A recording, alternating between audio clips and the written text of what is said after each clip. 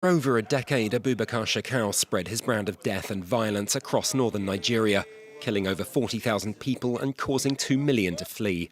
He headed the terror group Boko Haram, meaning Western education is forbidden in the Hausa language, coming to control it in 2009 after the death of its founder Mohammed Yusuf in police custody. The group had been gradually radicalizing since its founding in 2002, but under Shekau it reached another level.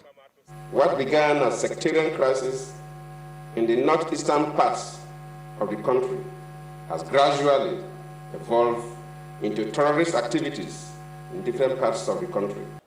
Despite the Nigerian army stepping up efforts against the extremists, the violence continued and the group spread to Niger, Chad and northern Cameroon. In 2014, it kidnapped 276 girls from a boarding school in Chibok. It would take years for them to return home, and to date more than 100 are still missing, thought to have died in captivity.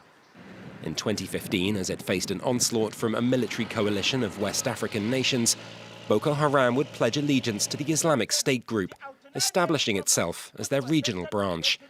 But Shekau was apparently too bloodthirsty even for them, given his use of suicide attacks not just on churches, but on mosques and markets frequented by Muslims, often using young girls strapped with explosives. The IS group named Abu Musab al-Barnawi, the son of Boko Haram's original founder, to head the group, but Shekau disagreed. It prompted an internal split, with al-Barnawi forming the Islamic State West Africa province. The splinter group, basing itself around Lake Chad, would ultimately prove the dominant force. Even as Nigeria's military struggled to cope with Boko Haram, ISWAP declared a ceasefire on the troops until Shekau had been dealt with.